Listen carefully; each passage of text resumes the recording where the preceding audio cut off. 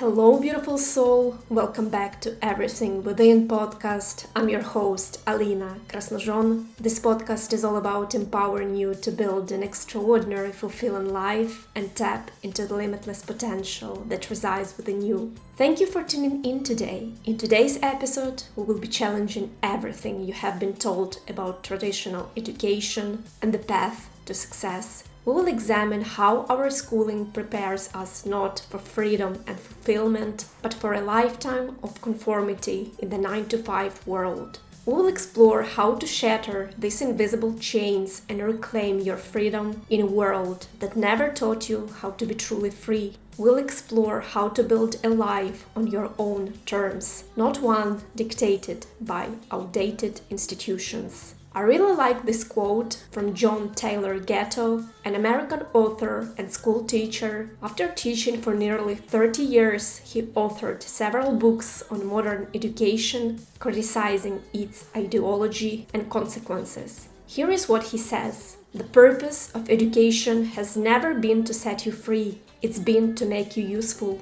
I was programmed since an early age that getting a master's degree and good grades in school guarantees a successful career and life. It was sold as the only possible way to live.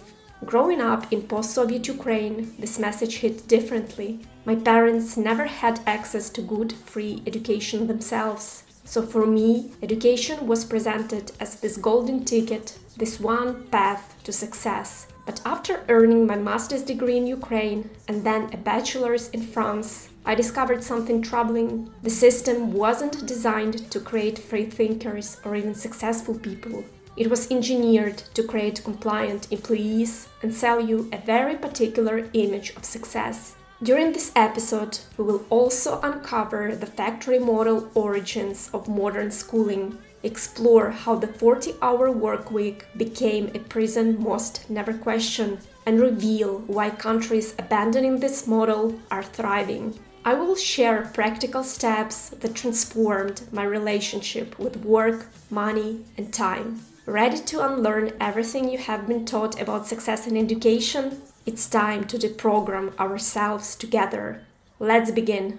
To understand how deeply we've been programmed, we need to look at the origins of our modern education system. It was created during the Industrial Revolution to produce one thing: compliant factory workers. In the 1800s, industrialists needed a workforce that could follow instructions, endure autonomy, and respect authority without question. The Prussian education model, which became the blueprint for American and many European school systems, was the perfect solution. Standardized subjects, rigid schedules, bells signaling when you could move. This wasn't accidental. Industrialist Henry Ford understood that to maximize factory efficiency, he needed to standardize not just his assembly lines, but human time itself. In 1926, Ford Motor Company institutionalized the 40-hour, 5-day work week, not because this schedule maximized human potential or happiness, but because it was the optimal balance for squeezing productivity from workers without completely breaking them.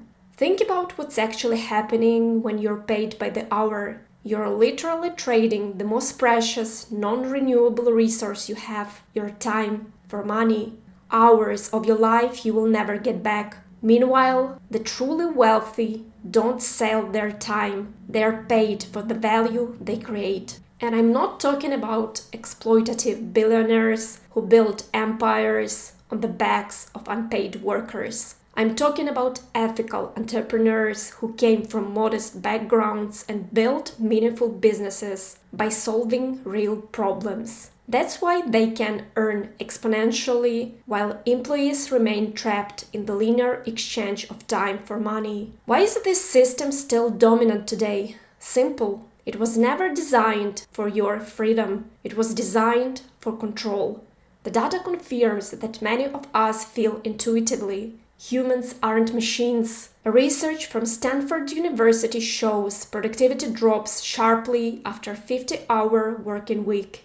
and after 55 hours, productivity crashes so drastically that additional hours became almost worthless. Yet corporations continue pushing for hustle culture, the grinding, despite the scientific research that shows us otherwise. Why? Because stressed, exhausted employees are easier to control. People living paycheck to paycheck don't quit. People drowning in consumer debt don't demand better conditions. The system encourages you to upgrade your lifestyle with every raise, keeping you in beautiful handcuffs. And making more money often doesn't make you richer. It just enables a more expensive form of servitude. The gold-plated cage is still a cage. In today's digital age and information era, this industrial model is outdated. The jobs requiring standardized human behavior are being automated anyway. Creative thinking, the very thing our education system suppresses, despite being the most valuable skill that every human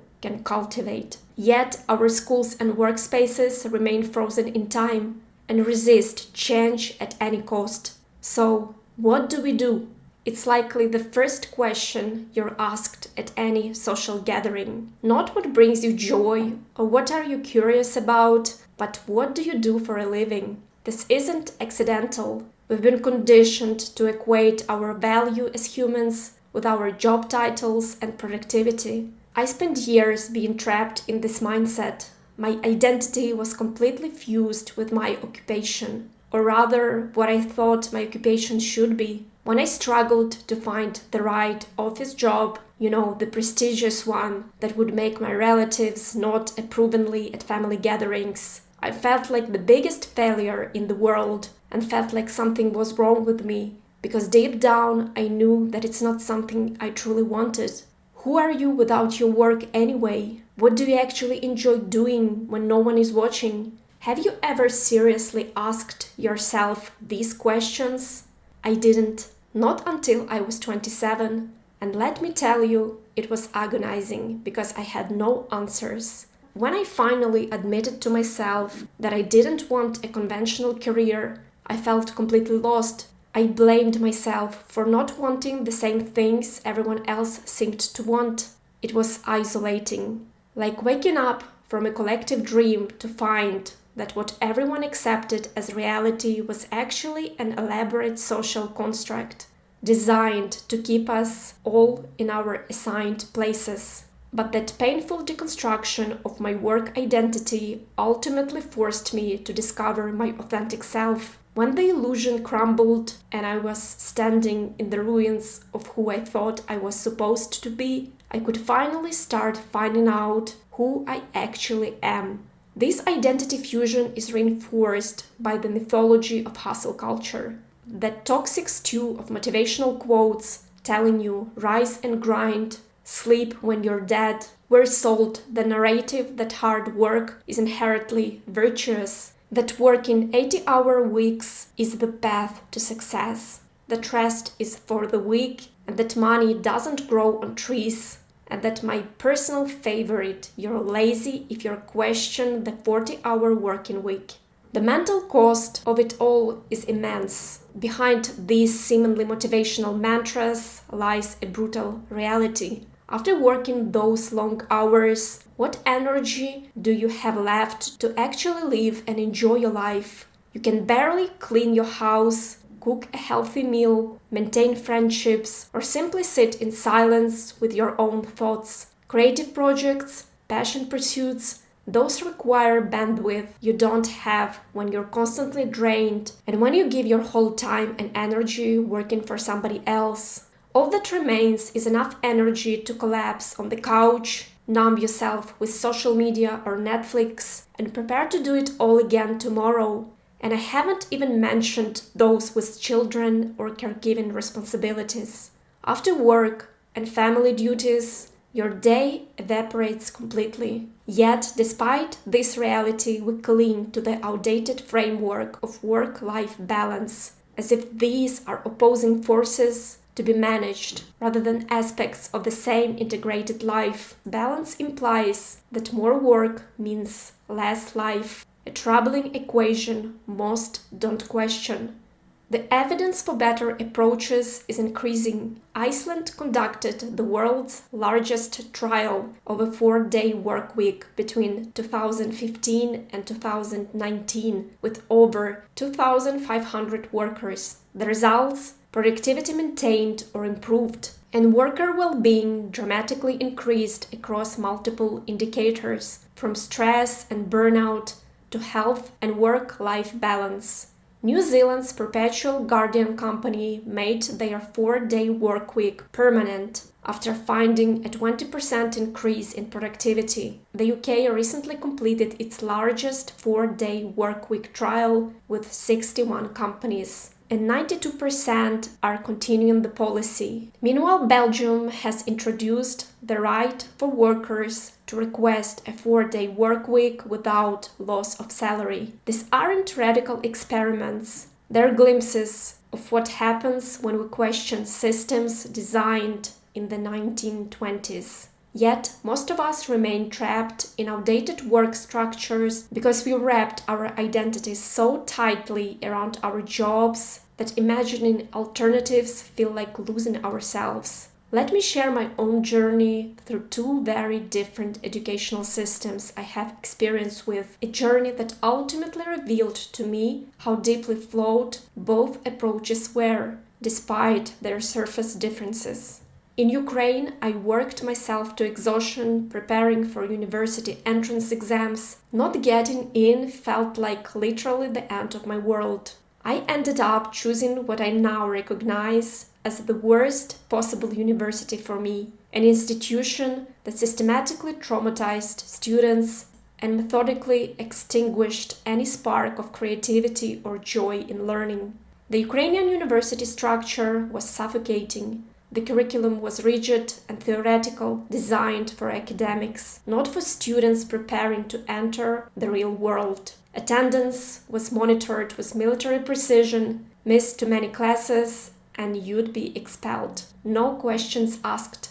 This tyrannical policy forced me to endure countless mind-numbing lectures when I could have used this time to actually learn something useful. The professors weren't educators. They were intimidators. Public shaming was their teaching method of choice. They used fear like a weapon, creating an atmosphere where students were afraid to question, to be wrong, to explore the very foundation of genuine learning. Here is the absurdity of this system. I almost got expelled after my first year. Not because I was failing, but because the university had a quota of students they needed to expel after each year to maintain their reputation as a serious institution. Success wasn't measured by how many students they helped succeed, but by how many they could justify pushing out. My daily routine was exhausting. After spending my entire days in useless lectures, I'd return home with an avalanche of assignment. All I wanted was sleep, so I'd collapse for a nap, then working through the night, perpetually sleep deprived. The system wasn't designed to optimize learning. It was designed to test endurance and compliance. When I moved to France for my bachelor's degree, I experienced educational culture shock. Suddenly, I had freedom. I could work while studying. Students were treated like adults rather than children needing constant supervision. The contrast was obvious. Ukrainian education treated students like prisoners serving time. French education at least pretended they were autonomous beings. But beneath the surface difference, the fundamental problems remained. Many subjects were still disconnected from real-world application. Lectures rarely delivered useful knowledge unless you were already self-teaching the material. The responsibility to find internships fell entirely on students with zero institutional support. I earned my degree, but I wasn't more intelligent, more capable, or better prepared for the professional world. Looking back at both systems, I see the common threads. Neither taught practical skills for navigating adult life, neither fostered critical thinking about the systems we live within, neither prepared me for actual challenges of the professional world. They were elaborate credentialing mechanisms, not pathways to knowledge or growth. This moment of clarity was both terrifying and liberating. Terrifying because it meant acknowledging I'd spent years and resources on a system that didn't serve me. Liberating because once I saw the cage, I could finally begin finding my way out. I'm not condemning education altogether. It's a tremendous achievement that more people have access to learning than ever before in human history. Basic education has raised our collective intelligence and expanded our horizons. Being educated on different subjects, developing into a well-rounded, knowledgeable person is valuable and important. But we need to recognize that not everyone aspires to become a professor or a researcher. Our educational system should evolve to meet human needs in a rapidly changing world, teaching practical skills that help us understand ourselves and navigating real life, not remain frozen in curriculum designed half a century ago for a world that no longer exists. The most devastating realization came to me at age 27 during my last corporate job. After years of education and climbing the prescribed ladder, I found myself deeply unhappy and unprepared for basic adult challenges. That's when I began questioning everything, not just my career choice, but the entire educational and economic system I've been told was the only legitimate path. I realized that my formal education had been primarily focused on creating an employee, someone who follows directions, meets deadlines, tolerates tedium, and doesn't ask too many uncomfortable questions. It wasn't designed to create a free thinker, an entrepreneur, or even a well-adjusted adult. Let's pull back the curtain on what school is actually teaching children. Because make no mistake, creating obedient workers isn't a side effect of our educational system. It's the primary goal. Think about it. From your first day of school, what were you actually learning? I don't mean the curriculum, I mean the real lessons. The ones nobody writes on the blackboard but everyone absorbs. The bell ringing every 45 minutes doesn't just mark time. It trains you to fragment your attention and thought according to external schedules. You learn to stop mind thought when authority is demanded, regardless of your natural rhythm or whether you are in a state of flow. In what other context would we consider it normal to force someone to abruptly stop learning something they're engaged with, simply because a bell rang? And remember asking permission to perform basic bodily functions? Teacher, may I use the bathroom? It's about instilling the idea that your most basic physical needs are secondary to institutional authority. You're being trained to override your own body's signals in favor of external approval. The counterstone of this conformity machine is standardized testing, a system that reduces complex human knowledge to multiple choice bubbles with only one correct answer. These tests don't measure understanding or creativity. They measure your ability to memorize and regurgitate predetermined information in a predetermined format. I vividly remember spending countless hours learning answers by heart, not because I was curious about the material, but because deviation meant failure. The message is clear. There is only one right way to think, one right answer, one right path. And your job is to find it, not create alternatives. The authority structures in schools are deliberately hierarchical and absolute. Teachers dictate, students obey. Principals overrule teachers. Superintendents overrule principals.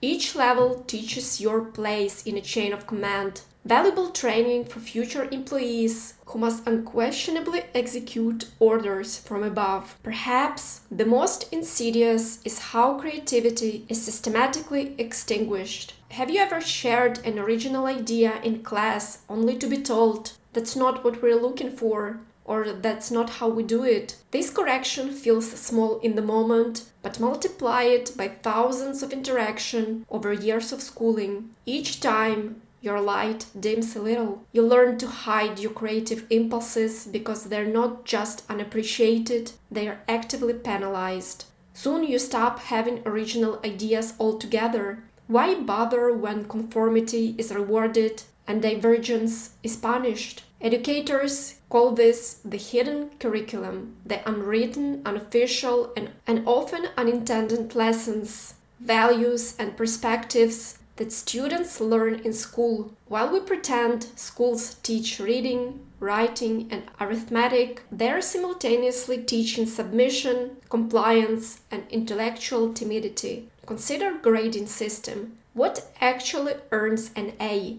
Is it asking challenging questions, pursuing independent lines of inquiry, developing unique approaches to problem? Rarely. High grades typically reward students who follow directions exactly, cheat sometimes, and who are not the best students. Complete assignments precisely as instructed, meet deadlines consistently, reproduce information in the expected format.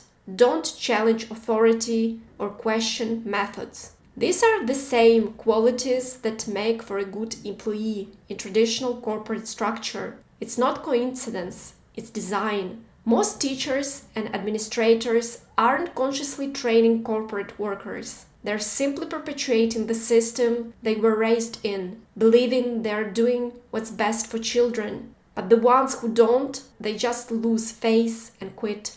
But intention doesn't change outcome. When we look at the educational system objectively, it's undeniable that it optimizes for compliance over creativity, memorization over critical thinking, and following directions over finding new paths. By the time students graduate, they've typically spent over 15,000 hours being conditioned to seek external validation, follow rules without question, suppress their authentic impulses, and believing that their worth is determined by how well they conform to standardized expectations. And then we wonder why so many adults struggle to find purpose, lack creative confidence, and feel uncomfortable challenging broken systems. If education's purpose is supposedly to prepare us for life, then why are so many essential life skills completely absent from the curriculum? Let's talk about what school don't teach and why these gaps are not accidental. Financial literacy is perhaps the most glaring omission. I spent years learning advanced calculus, but never once was taught how to file taxes, understand compound interest, build credit, or invest for retirement. Why? Because financial ignorance benefits those at the top. People who don't understand money make perfect consumers and reliable debtors. The average person will handle millions of dollars over their lifetime without ever receiving formal instructions on how to manage it. We're expected to navigate complex financial systems, avoid predatory schemes, and somehow build wealth while being deliberately kept in the dark about how money actually works. Equally absent is emotional intelligence, perhaps the single greatest predictor of life satisfaction and relationship success. School taught me the periodic table, but never taught how to identify and process difficult emotions, communicate effectively during conflict, set healthy boundaries, understand my own psychological patterns. We leave students to figure these crucial skills out, often leading to decades of unnecessary suffering and failed relationships.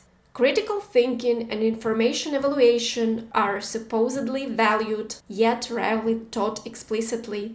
In an age where misinformation spreads faster than truth, we're sending students into the world without the tools to distinguish facts from fiction, recognize logical mistakes, or evaluate source credibility. Is it any wonder we're facing an epidemic of conspiracy theories and polarization? Health management is treated as an afterthought, if taught at all. Despite health being the foundation of everything else in life, students graduate without practical knowledge of nutrition basics, stress management techniques, or the importance of sleep hygiene. We're creating generations who don't know how their own bodies function.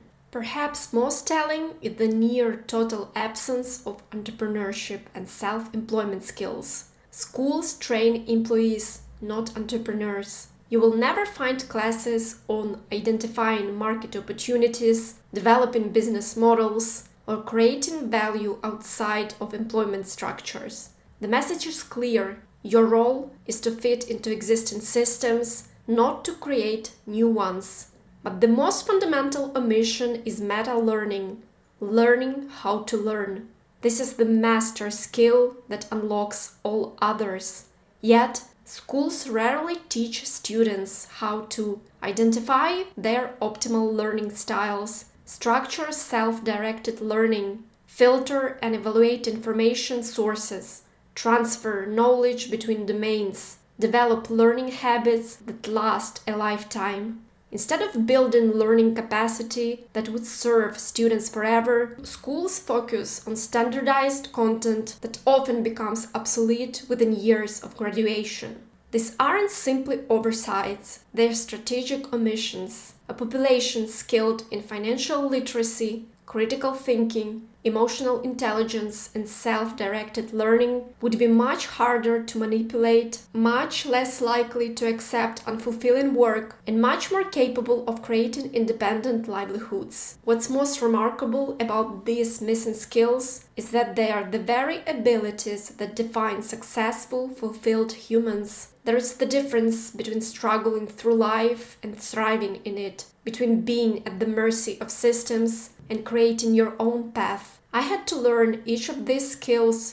through years of trials and errors, seeking out mentors, reading books that weren't on my curriculum, and investing in self-education. I had to unlearn the limiting belief that if something wasn't taught in school, it must be not important. The truth is exactly the opposite. Many of the most vital skills for a flourishing life are systematically excluded from traditional education. And until you recognize these gaps and take responsibility for filling them yourself, you will remain trapped in systems designed to limit your potential. So what's the alternative to this factory model of education? The answer begins with fundamental shift in mindset, recognizing that true education is your personal responsibility, not an institution's. If you want to build a life of genuine purpose, a life you actually love living, you must become a lifelong learner. This isn't optional, it's essential. The days of getting educated and then being set for a life are long gone, if they ever existed at all. Taking radical responsibility for your own learning means creating systems that support continuous growth. It means curating your own curriculum based on what actually creates value in your life, not what an institution decides is important. It means becoming your own teacher, your own guide,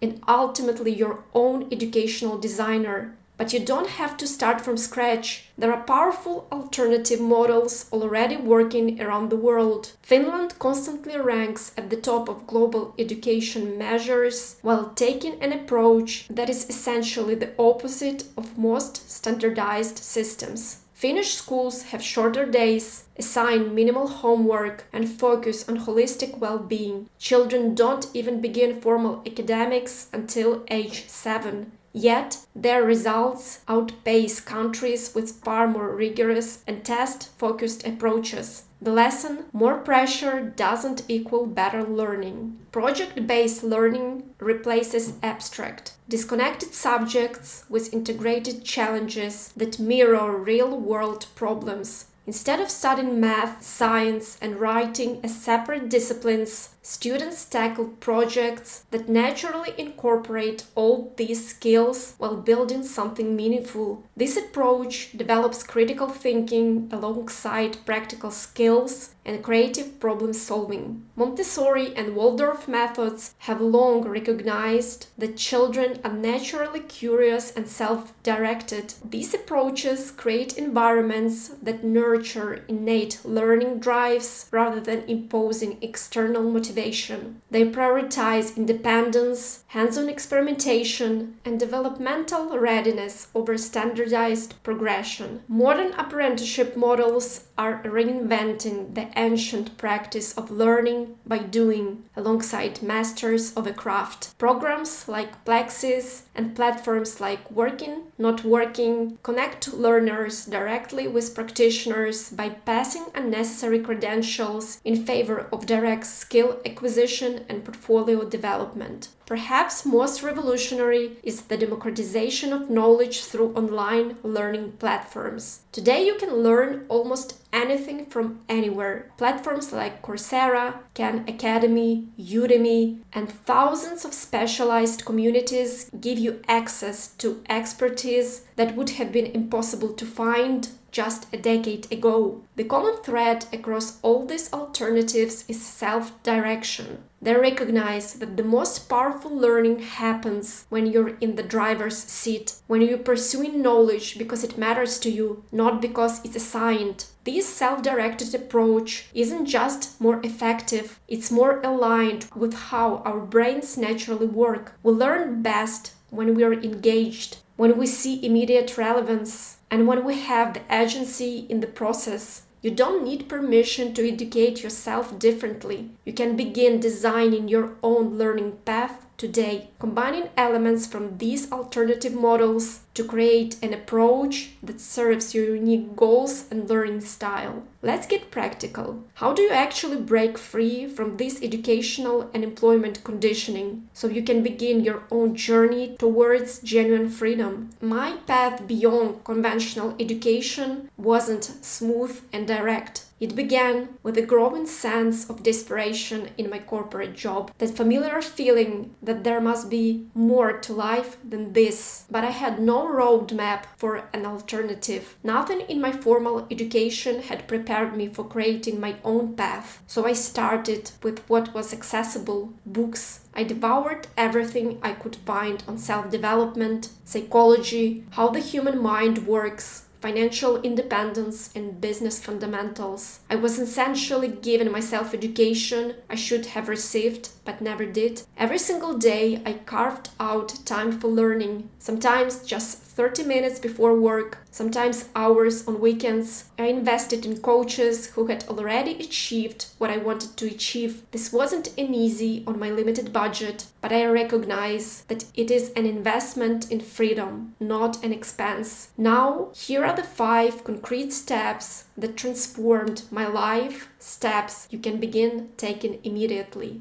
Step 1. Conduct a ruthless skill audit. You need to clearly identify what you actually need versus what you were taught. Identify your natural talents and zone of genius. What comes easily to you that others find difficult? What activities get you into a flow state? Remember, even if you want to change fields completely, you can build new skills from scratch at any age. The key is balancing theory with real practice and experience. I initially made a mistake of getting caught in an endless learning cycle, consuming but never producing anything. When I decided to switch to website design, I realized I needed to build technical skills, not just theoretical knowledge. I found several small paid projects and even did a charity project for free. Those early projects weren't glamorous or well paid, but they gave me the real-world experience that no course could provide. Sometimes, when starting in a new industry, you need to temporarily lower your expectations. This isn't failure, it's strategic positioning for long-term success. Step 2. Design your own curriculum by prioritizing high-leverage skills. High-leverage skills multiply the value of everything else you do. For most paths, these include communication, writing and speaking clearly, sales and persuasion, yes, even if you hate selling, emotional intelligence and the way your mind works, basic financial literacy, problem-solving frameworks, digital tools in your chosen field. Don't waste time on low-return skills just because they're trendy or because someone said that you should learn them.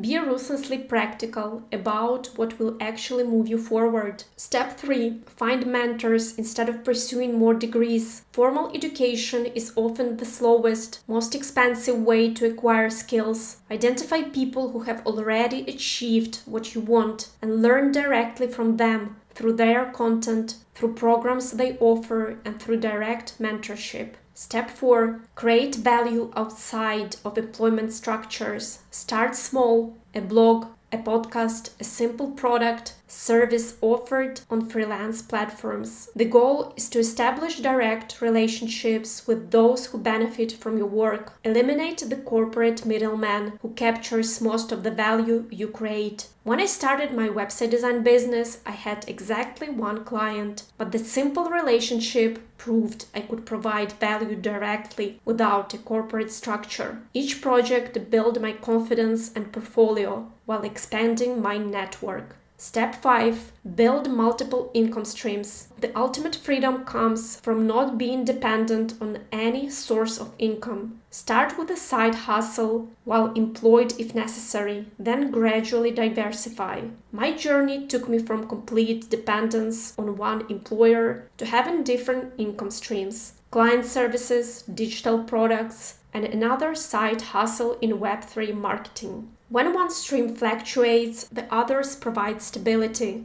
The freedom for me was designing my own days, choosing which projects to pursue, and knowing that no single client or employer holds power over my financial survival is beyond what I could have imagined when I was trapped in wage slavery. Each of these steps requires courage and persistence. You will face setbacks and moments of doubt, but with each small win, each new skill acquired, each dollar earned outside traditional employment, you will be building not just a different career, but a fundamentally different relationship with work itself. I'm not suggesting you burn your diplomas and that formal education has no value. Rather, I'm advocating for a balanced approach that recognizes both the limitations of traditional education and the necessity of supplementing it with real-world skills. Becoming a lifelong learner isn't just about accumulating knowledge. It's about developing the capacity to adapt continuously in a rapidly changing world. Your formal education may have given you a foundation, but it's your commitment to ongoing growth that will decide your ultimate freedom and fulfillment. For those carving an unconventional path, certain essential skills deserve special attention. First, self-motivation and emotional intelligence. Without external structures imposing deadlines and requirements, you must become your own driving force. This means developing the ability to work through unhelpful thoughts, fears, anxiety, and difficult emotions that inevitably arise when you step off the prescribed path. Many people abandon their dreams not because they lack ability, but because they spiral into negativity when they don't see instant results. Learning to regulate your emotional response, to continue taking consistent action despite self-doubt, is perhaps the most crucial skill for independent success. Create a clear vision for yourself, set realistic goals that stretch but don't break you, and focus on consistent skill building rather than overnight transformation. Remember that most overnight successes you see are actually the result of years of invisible work. Develop risk assessment skills and comfort with uncertainty. Despite the glamorous stories of entrepreneurs who risked it all,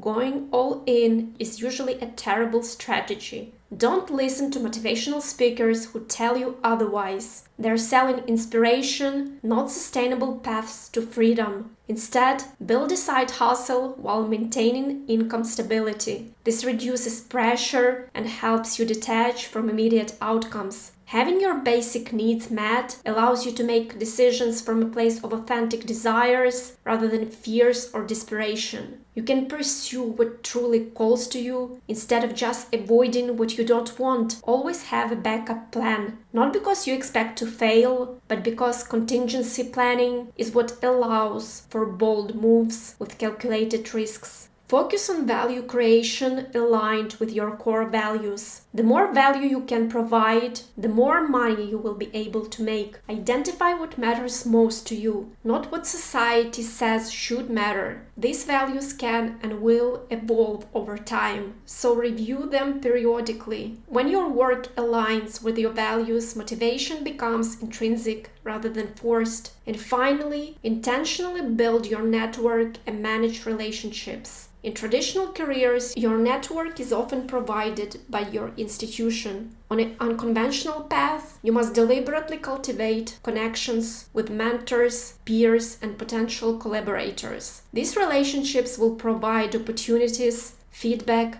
and support that no formal system can offer. My own vision of work has transformed dramatically through this journey. I once saw work as something to endure, a necessary sacrifice of time for money. Now I see it as a vehicle of self-exploration, impact, and continuous growth. My work life today bears little resemblance to my former corporate existence. I no longer separate work time from lifetime. Instead, I've designed an integrated life where my work energizes me, where I control when and how I contribute value, and where my income reflects the actual value I create rather than how many hours I spent at a desk. This transformation wasn't immediate or easy, but it was absolutely worth the effort. And it began with a simple recognition that education I needed most wasn't available at any institution. It was education I had to design for myself. We've pulled back a curtain on a system that was never designed for your freedom. The educational machine that trained you to be a compliant employee. The 40-hour workweek that commodifies your most precious resource, time. The cultural programming that ties your identity to your job title. But recognizing these invisible cages is just the beginning. Your liberation requires action. It demands you to take radical responsibility for your own education, your own growth, and ultimately your own path. I invite you to reflect honestly. Where in your life are you still operating on autopilot, following programs installed by an outdated system? What would your life look like if you designed it intentionally, rather than accepting what you've been told is possible? This journey towards freedom isn't just about escaping something negative. It's about creating something beautiful, a life where your work expresses your unique gifts, where your time belongs to you, where your value isn't determined by a job title or salary, but by the impact you choose to make. Remember, the system may have shaped your past, but it doesn't have to decide your future. Your real education begins now. Thank you for listening. Thank you for being here. Until the next time, bye!